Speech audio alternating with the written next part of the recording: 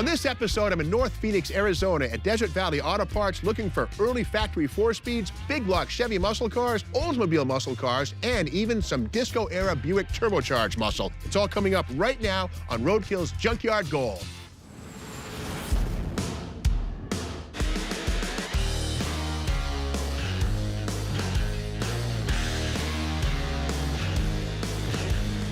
I'm Steve Mignonti, hot rod historian, author, and lover of all things cars. I travel all across the country to uncover the forgotten and hidden gems from the automotive world. And now, I'm on the hunt for the next Roadkill Junkyard Rescue project. This is Roadkill's Junkyard Gold.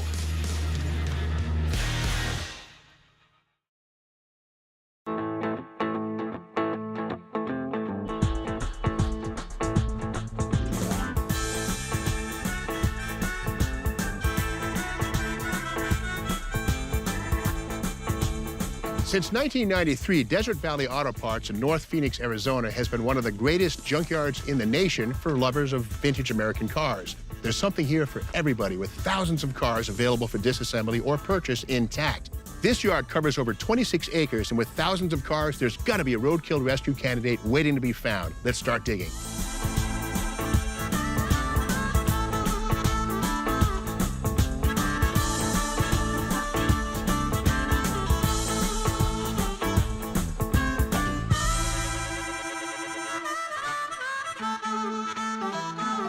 (1964) was a big year for Oldsmobile dealerships. They finally had access to something other than their full-size models, and that something was the mid-sized A-body platform as seen in this Cutlass convertible. But something even cooler I'm looking at here is a 442 emblem, which tells us this might be Oldsmobile's first muscle car. The 442 launched in 1964 and was Oldsmobile's answer to the Pontiac GTO. Now, in 1964, it meant 4-speed transmission, 4-barrel carburetor, dual exhaust. Now that would change for 1965 like we have here, and I'll get back to that in a second. Now the first thing you want to see on a 442 is a rear anti-roll bar under the axle. Do we got it? Just peek. And there it is. Now one thing about Oldsmobile is that they really focused on handling and included anti-roll bars at the rear of the car before Chevy, Pontiac, or Buick did. So again, 64 on up, every 442 will have a rear anti-roll bar. Now the 442 also wore certain emblems on the body to separate it from their herd. And there it is, the die-cast metal 442 specific side emblem. Looks a bit like an afterthought, but that's what they all had in 1965. Inside the car, a 4-speed transmission. How cool is that? There's the hole in the floor, bucket seats, center console, and check this out. The shift handle is chrome-plated and even has the 442 logo stamped into it, which is absolutely correct for a factory application.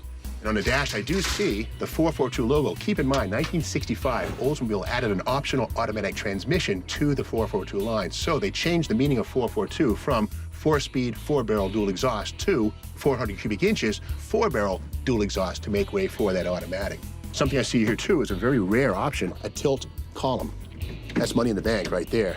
Now, this one is a convertible. 442 is also available on hardtops and post coupes, and being convertible, it rides on a very special frame. Let's check that out.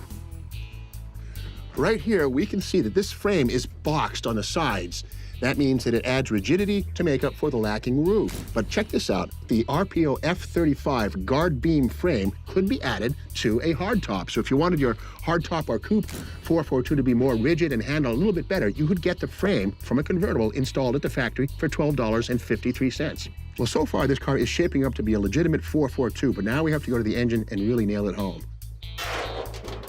Oh yeah, there it is. That is a real 442 because that's a 400 cubic inch V8, not the 330 that would have been seen in 1964. And it's got the correct gold paint on it. The golden rocket V8 is what Oldsmobile called these things. We see here the 4-barrel carburetor manifold. This would have taken a Rochester 4-jet carburetor. Couple of options. I see the power drum brakes up front, power steering. But one problem with Olds 442s is that the style code on the cowl tag doesn't tell you it's truly a 442 until 1968, when the numbers 344 would denote a 442. So on a car like this, you have to add up the clues. This one, I'm seeing nothing but pure, real car. This is not a clone. How cool is this? If this Oldsmobile were my car, I think I would treat it to a correct factory stock restoration. After all, sales of 442s grew from 3,000 units in 64 to over 25,000 in 65, so Oldsmobile was really onto something good.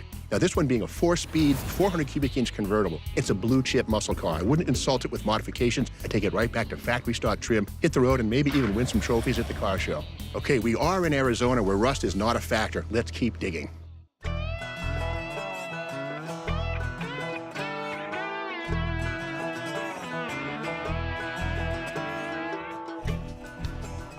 Here's a little Junkyard Pro tip. You fans of General Motors G-bodies from the 78 through 86 period of time will be on the lookout for aluminum rear brake drums like this one here from this 79 Pontiac Grand Prix. They feature aluminum construction with these fins, which do a better job of dissipating heat than iron and save about 5 pounds per side on the rear axle. Inside, they do have an iron liner, which does the job of creating friction against the brake shoes. But these are great for drag racing or road racing or anytime you want to reduce unsprung weight. And they're waiting for you right here in the junkyard.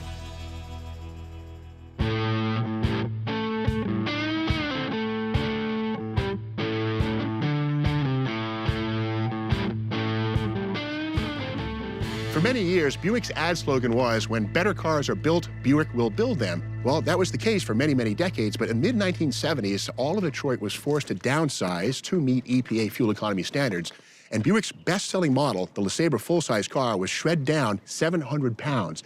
This is an example of a Buick LeSabre Sport Coupe. Now, the thing is, when the downsizing occurred, the V8s, the 350 and the 455, were dropped. So to move a car this big, what Buick did was take their 231 cubic inch V6, put a turbo on it, and make it into the Sport Coupe. Now, these engines were also used in Buick Regals, the mid-size cars, the Grand Nationals, later on in the 80s, but they made their humble beginnings right here with carburetors. And you can see here's the turbocharger, which creates boost by taking exhaust gases and then sends the charged air under the carburetor. This is a draw-through system.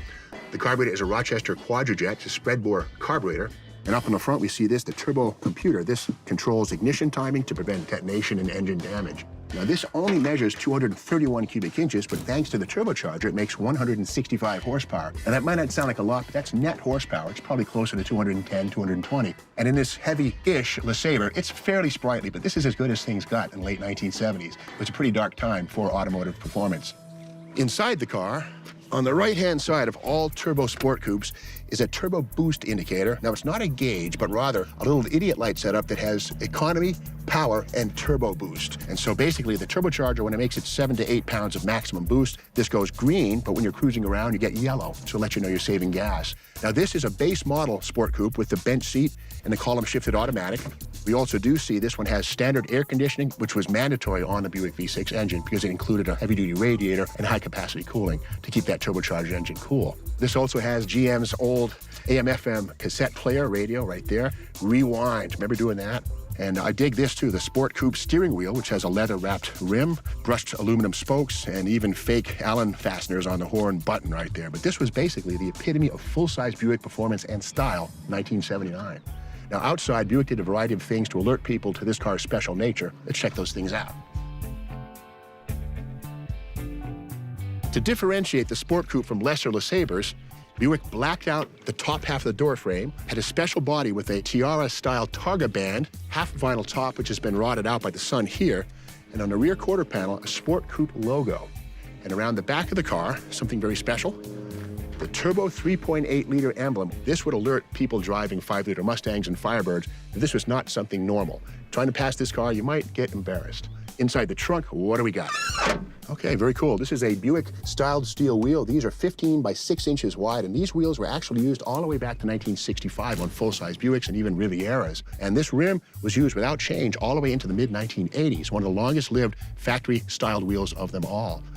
The Turbo LeSabres came with a special single exhaust system. We see the outlet right here. It's a high-volume, high-flow single exhaust tract. There's a high-flow catalytic converter, a high-flow muffler, and again, this single exhaust pipe. The irony, though, is the smaller Buick Regals with the turbocharged 4-barrel engine could be had with dual exhaust at the same time. But for the full-size LeSabres, Buick figured the single pipe in large diameter would do the job just fine.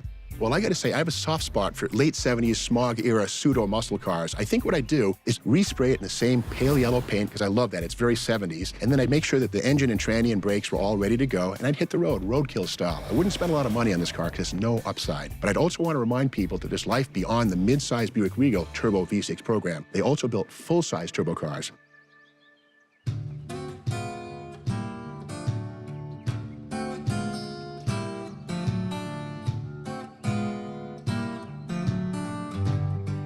The The 1970s were a really lame time for high performance. Case in point, the Pontiac Trans Am. From 1974 all the way up through 1981, the shaker hood on every one of these cars did nothing. The back of the bubble was molded shut, didn't ingest air, and was there purely for visuals. But thanks to the 1977 movie Smokey and the Bandit starring Burt Reynolds and Sally Field, these cars sold like hotcakes. Something like 250,000 Trans Ams were built with the bogus hood scoop. It looked cool, but didn't do anything at all. The 1970s, not such a great time for high performance.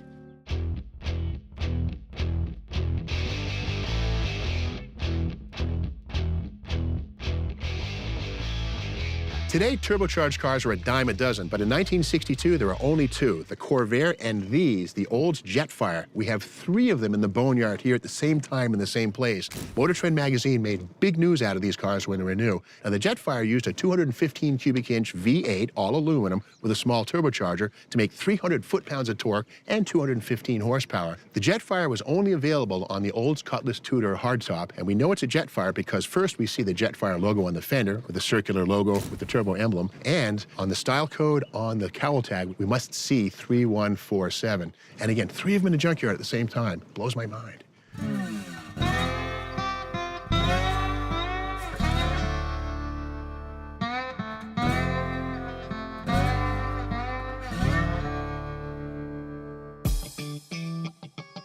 In the early 1960s, all 3 of the Detroit car makers discovered something called their intermediate-sized vehicle platform. And in the case of Chrysler Corporation, this 1964 Dodge Polara is an example of what was called the B-body. It arrived in 1962 and slotted between the full-size C-body and the compact A-body. What I see on this one that I like is the dual exhaust system. This tells us that this has a high-performance engine under the hood, but also because the rear bumper's missing, it gives us an opportunity to see the correct shape of a Dodge tailpipe. A lot of guys, when they restore these cars, make the mistake of having the pipe come straight out, putting a chrome tip on it, and calling it done. That's not correct. What we see here is how Dodge actually took the pipe, gave it an upsweep, and then turned it back down with an angle cut. That allowed extra ground clearance for not scraping against the ground on grades. Now, this is a 1964 Dodge, and from 62, 3, and 4, each year, the B-body had a radically different design as Chrysler struggled to find a popular style. But these sold very well versus 63s, and for 65 onward, the B-body became a rock star, underpinning the Super B, the Charger, and all those great Dodge muscle cars. Now, on this one here, I do see the Polar 500 logo, which tells us this one will have bucket seats and a console inside.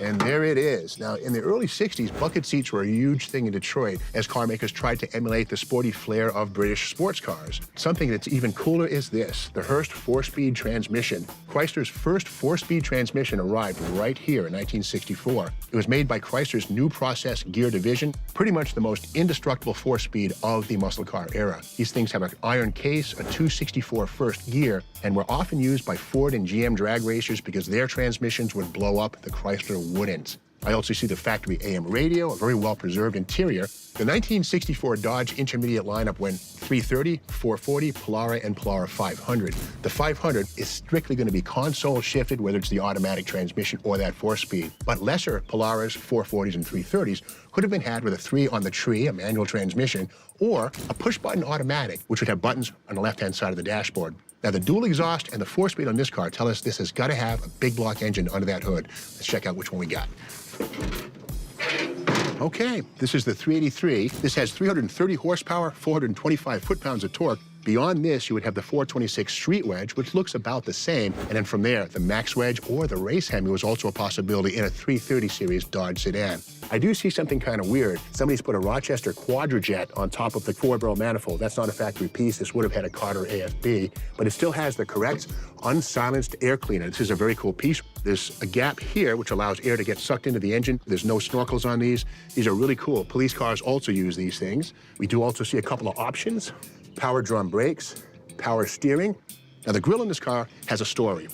The 64 grille is a 1-year-only design, very vulnerable to damage. We can see right here the outboard headlight surrounds are smashed flat right here, and that's a classic problem. The good news is there are reproductions being made. The rest of the grille is much more durable. It's an aluminum extrusion, and at the top of the 64 Dodge heap was something called the A864 Race Hemi Sedan. You can tell those cars a mile away because they only have 2 headlights. Now, to make that 2-headlight grille, what Dodge did was take the inboard lights out and take a second grille, cut it up, sacrifice it, and then use that to fill in the area where the headlamp would have been for the high beams. This Polara 500 is no race Hemi, but it is very complete, right down to its original 4-speed transmission, which marks this as a very special car. I think I would resist doing a Roadkill Rescue. I mean, this is a historically significant car, being Dodge's first 4-speed manual transmission application. Under the hood, I'd pull the 383 out and build a max wedge based on a 500 cubic inch wedge engine. Then, I think what I'd do is fix the floor rust and then give it a nice paint job and get it presentable. And I'd kind of pay tribute to a car that I built back in the 1980s based on a regular Polara, and mine was a max wedge clone. Mine had a push-button torque flight, but this one being a 4-speed would be much cooler. That's what I'd do.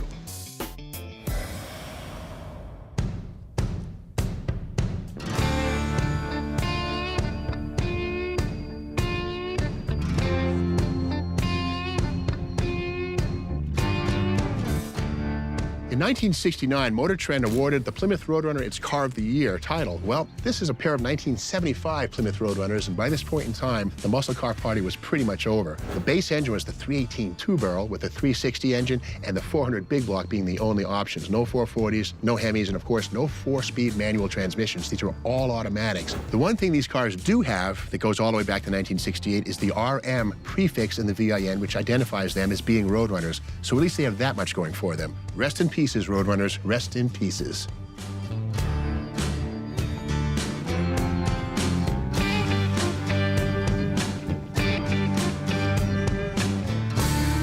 Vintage mag wheels can be a treasure chest in the junkyard. Case in point, this Fenton Roadrunner 14 by 6-inch wheel. I found this in the trunk of a car. This is sort of a knockoff of the American Racing Torque Thrust or the Cragar SS, which are the classic 5-spoke mag wheels from the 1960s. But this kind of a wheel, if you scored it here in the boneyard for maybe 10 or 20 bucks, a lot of guys collect these things to hang them on the wall in their shop at their man cave. You might get 150 bucks from the right guy.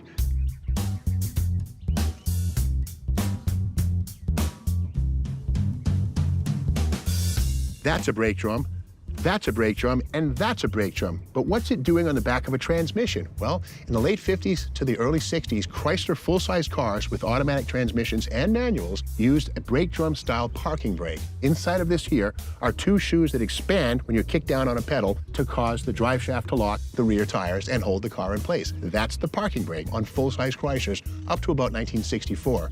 Brake drum, brake drum, brake drum.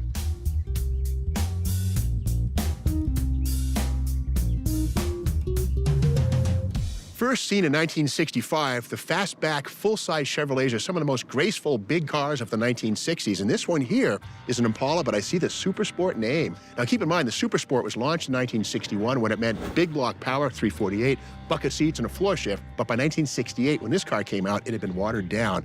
Essentially, $179 got you the Supersport package with buckets and a console, but it didn't guarantee big power. But this one here has the 396. Let's dig in.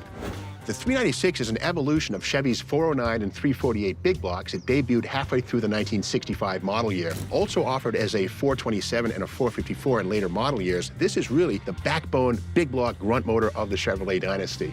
One interesting detail on all 396s, and in fact all Chevy V8s, is something called the suffix code on a machine pad on the block. We go up to the front of the engine here, I see the code IV, which translates to single 4-barrel, 325 horsepower with a turbo 400 automatic transmission. So that is the combination here. And this same engine could be had in much hotter forms with a Holley 4-barrel, a solid cam, and as much as 375 horsepower. And we can learn more from that pad. The sequence number, 150217.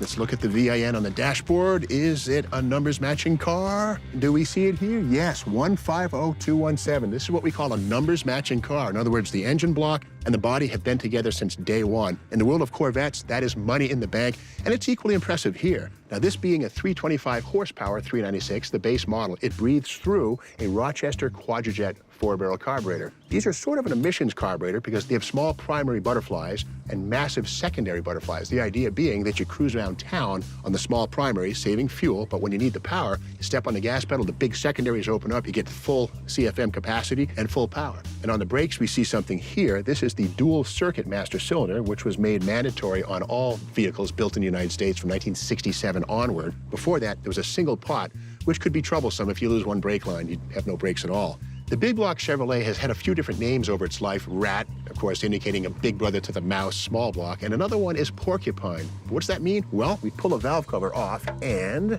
see that the valve stems and the valves enter the combustion chambers and the cylinders at divergent angles.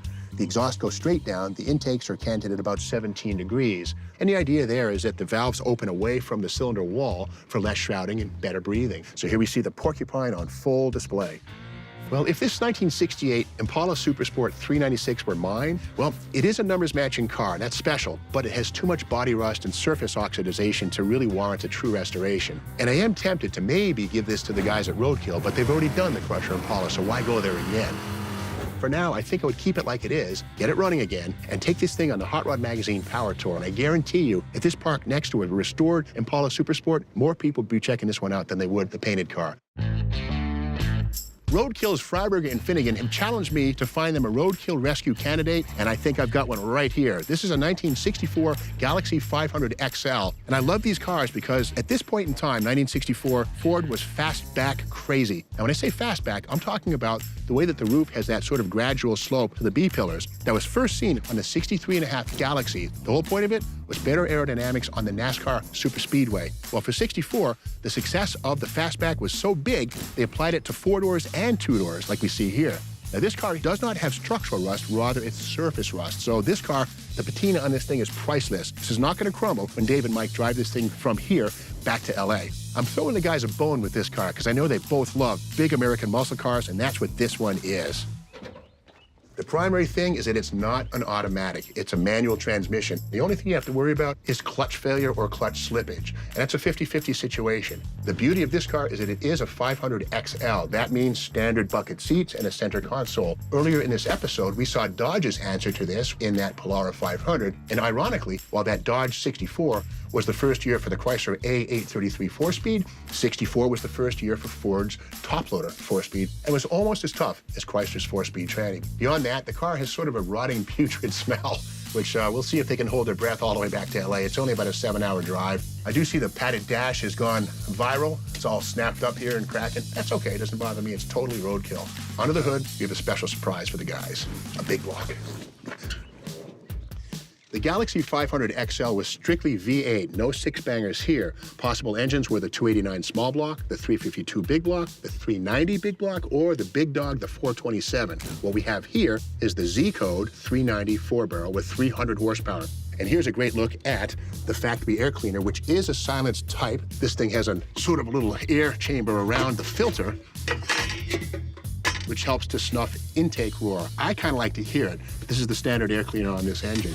The carburetor is not a Holley or a Carter. It's a Motorcraft 4-barrel, and these are okay, but they're somewhat known for sticking accelerator pumps, which can sometimes flood the engine and leave you walking on the side of the road. The options on this car are power drum brakes, I see power steering, and best of all, rat droppings on the intake manifold. When this warms up, it's going to smell like home cooking. Now, I don't want to curse the guys, but a classic problem with engines with hydraulic camshafts is collapsed lifters. When they sit like this, the lifter collapses and doesn't pump up again. Now, I don't think it's going to happen, but it could. Now, when the guys hit LA with this car, this 390 is a big engine, but the engine bay is even bigger. They could stuff a Coyote crate motor in this thing with no problem at all. Okay, here's my recipe for Roadkill success.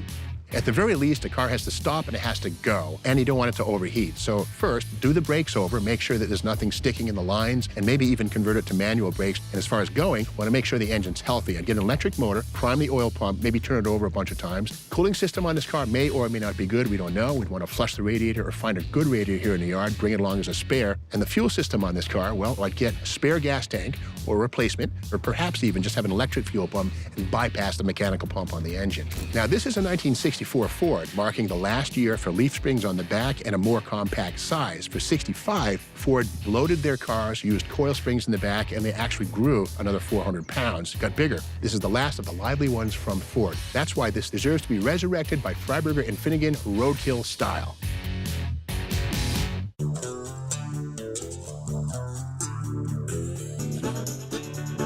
We've only scratched the surface here at Desert Valley Auto Parts in North Phoenix, Arizona. We explored the meaning of 442, examined a numbers-matching big block Chevrolet, looked at some of the earliest factory 4-speed muscle cars, and even looked at a late 70s disco-era Buick turbo car. And that 64 Galaxie 500 XL Roadkill candidate, well, I sent pictures of that to Freiberger and Finnegan, and guess what? They loved it. So they're coming here to this yard in the near future, and they're going to revive that car, and you'll see that on a future episode of Roadkill. Well, that's our show for now, but we're not done. We're still heading all over the country looking for gold in junkyards. In fact, we might be in a yard right near you. Stay tuned.